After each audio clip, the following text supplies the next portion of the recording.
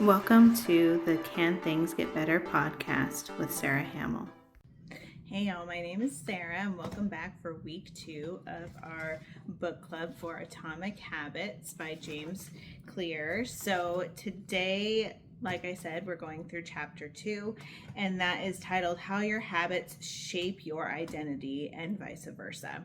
So this is actually kind of a short chapter. I listened to this chapter twice just so I could go through it really quickly with y'all. This will probably be a shorter episode than we had last time.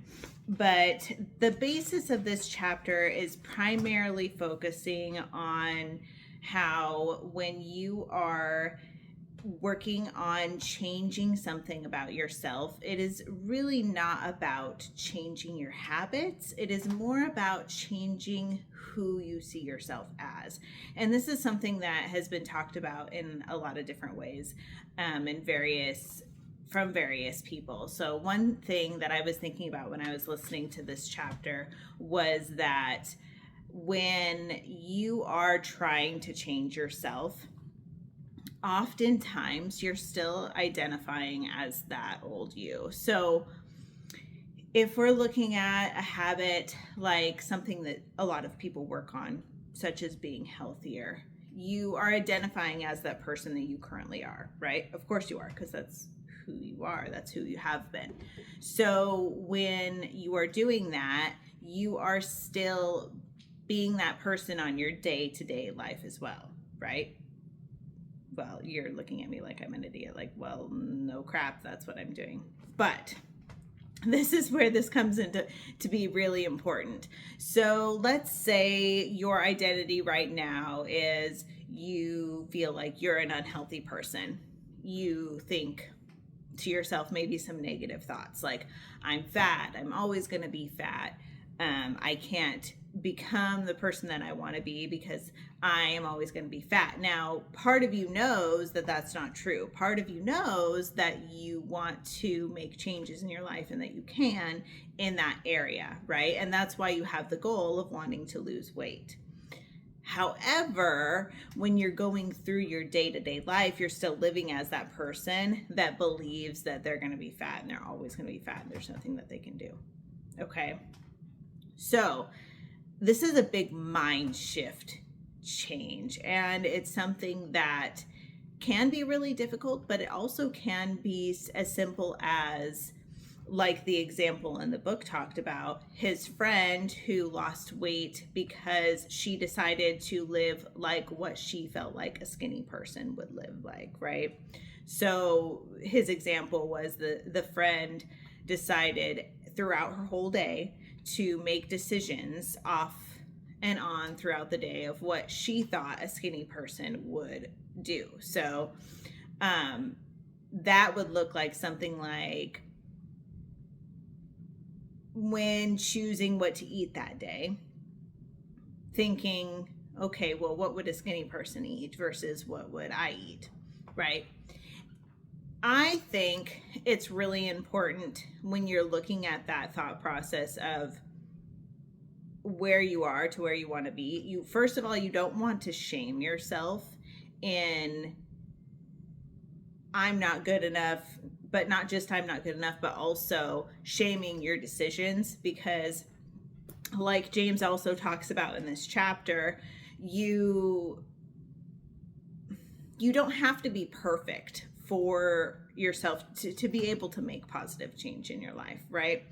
So if we're sticking with the weight loss example, I want to lose a certain amount of weight. So I'm going to make daily choices to do that.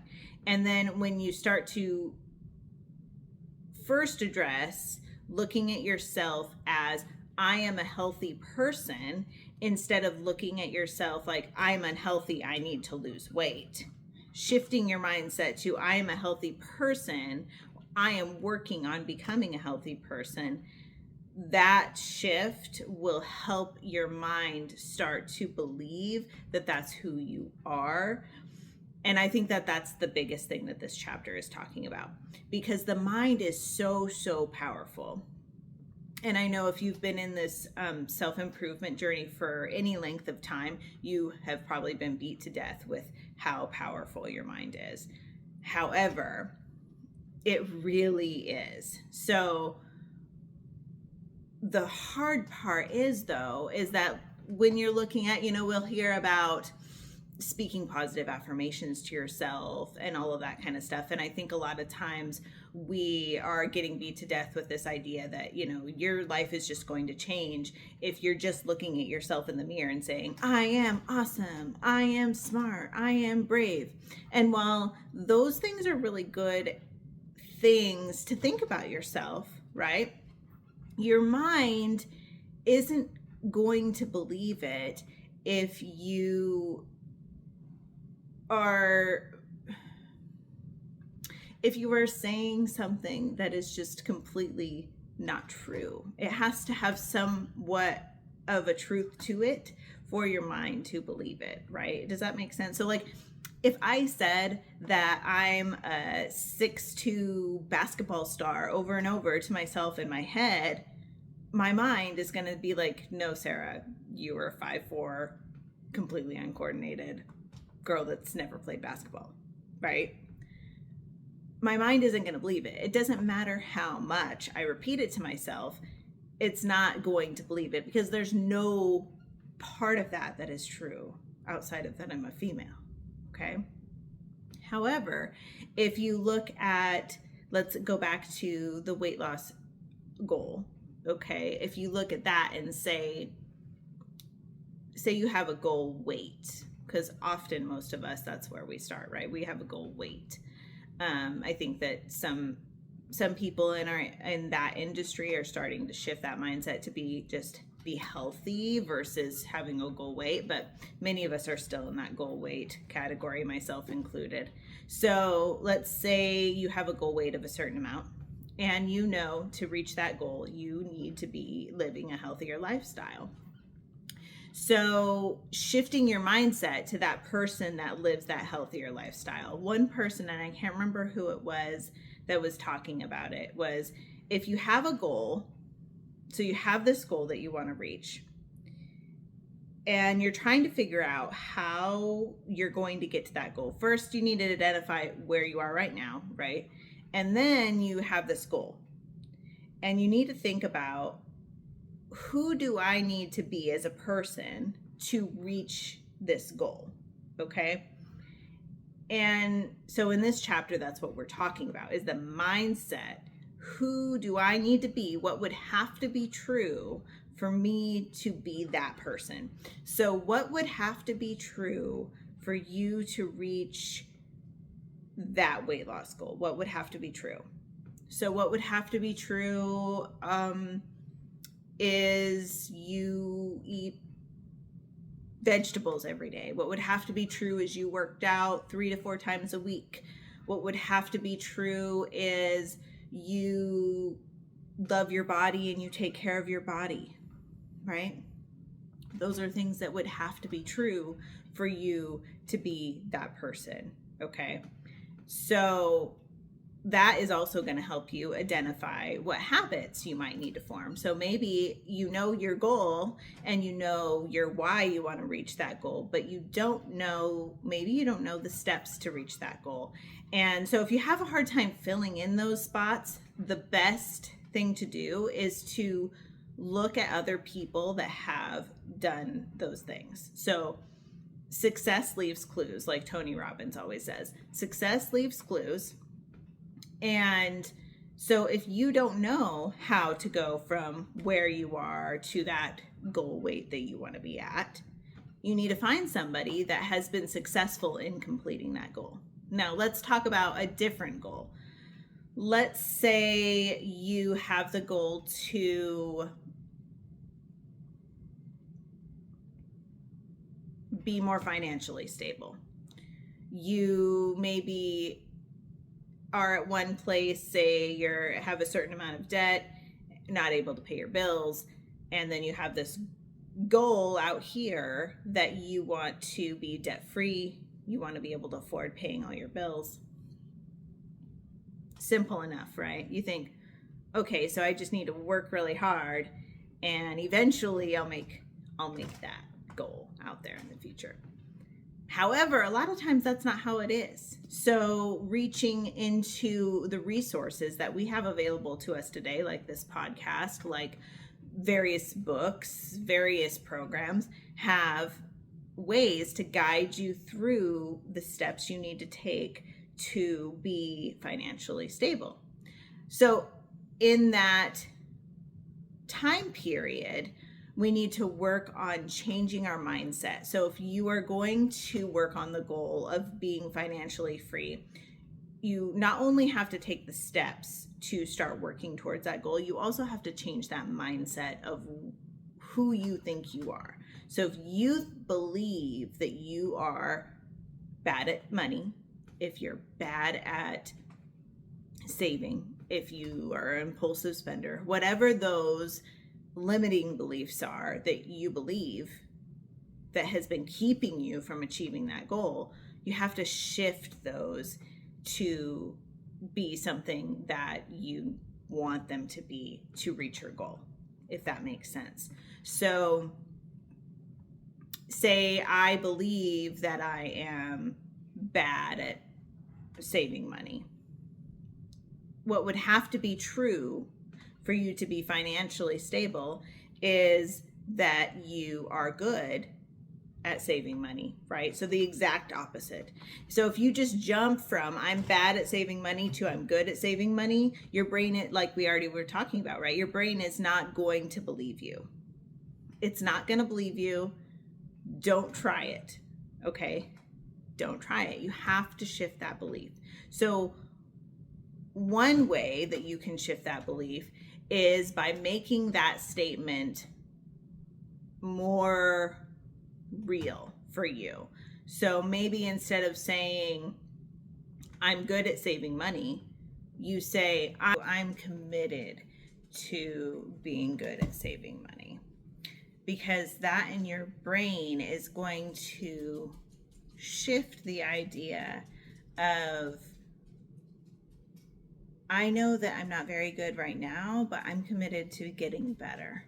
And then we can start to change that identity slowly, because it can be really, really difficult, especially if it's something that's really ingrained in you that you believe, and you've believed it maybe your whole life. And that's why you keep falling back into these old patterns of not doing what you want to do, right? So getting back to our book here, when it comes to atomic habits, like James Clear talks about, when we're doing the habits every day, that is convincing ourselves that we are those people. We are those people that are good at our money. We are those people that eat healthy. We are those people that take care of our bodies, right? So when you're doing those habits, it's telling your brain that you are that person. And to me, it's kind of one of those chicken before the egg situations, right? Like, to be able to do the habits, you have to believe that you are the person that does those things, right? But to believe you are the person that does those things, you have to do those habits. And it doesn't have to be that way. That's why when you are addressing this goal of, I want to be at this certain weight, or I want to have this certain amount of money, or I want to be a rock star, I want to learn how to play the guitar, I am a musician, that's something that he talks about in here, right? Is using that I am a musician, I am not trying to be a musician. It really depends on the habit and how you reframe that in your mind so that it is believable. So another example would be learning to play the guitar, right? So if you have a goal to be able to play the guitar, it's not a lie to your brain if you tell yourself, I play the guitar, if you have been practicing, if you've been learning, if you've been going to lessons, right? That's not a lie. You say, I play the guitar. What do you do for fun? I play the guitar. that isn't a lie, right? So it really depends on the goal. Do you need to restructure that phrasing so that way your brain believes it? Or is it something that your brain is going to believe as long as you are actually doing it? So say you want to write a book, you telling yourself, I am a writer. As long as you are writing every day, you are a writer. Okay, doesn't mean you're paid, doesn't mean you are an author, right? Maybe you're not a book author, but you're a writer. Okay, and so that changing your belief is going to happen. And the other aspect of that is, as much as you're telling yourself this, when you're talking to other people about the things that you enjoy, about who you are, what you want to be. I'm personally right now, I'm single, so that's a question that I tend to answer a lot, right? Because one of the first questions that you get asked is, what do you do for a living? What do you do for fun? And so when I say I'm a boutique owner and I do this, then that's true. And so for me, it ingrains that belief even deeper every time you tell somebody else what your belief is and you're telling yourself. That is going to ingrain that belief even deeper, and it's going to help you maintain these habits that you're working on. Okay, so the long story short is that to be able to do our habits on a consistent basis, we need to change our beliefs so that we believe that we are the kind of person that would do those habits. And that's the end of this chapter. I hope y'all are having an awesome week. I wanted to let you know that after we started this blog, or I started, because this is like the formal we, okay? When I say we, it is me. I am the only person doing this right now anyways. So after we started this blog, I decided to create a private Facebook group so that way we could sit and discuss things. You know, there's going to be things that are going to help you motivate in there. There's going to be different worksheets so that way you can actually implement these things that we're talking about in your life.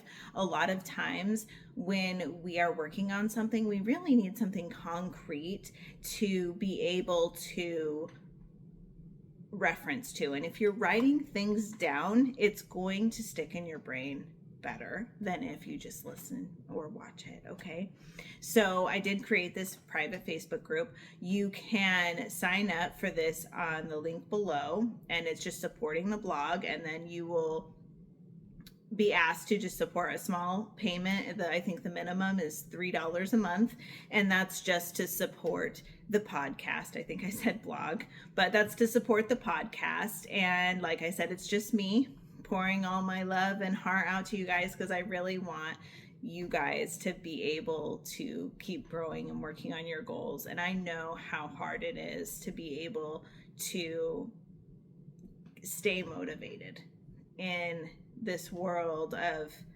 and space where sometimes it's overwhelming. So for me, I know that creating any change for a really long time for me was very, very difficult. And that's why I started on this self-improvement journey, because I was trying to figure out how to make it better. How could I be better and it not be so dang hard to be better? And that was really my motivation for going on my self-improvement journey. And so I just wanted to share that with you guys, that, you know, I really hope that you are benefiting from this podcast. I really hope that you're sharing it with people that you think will benefit from it. And I hope that you will join us in our private Facebook group. It's still pretty small right now, but you're getting in at a good time. We can create a community and create a family and really work on this journey of self-improvement together. So I hope y'all are doing really good and having a really good day. God bless.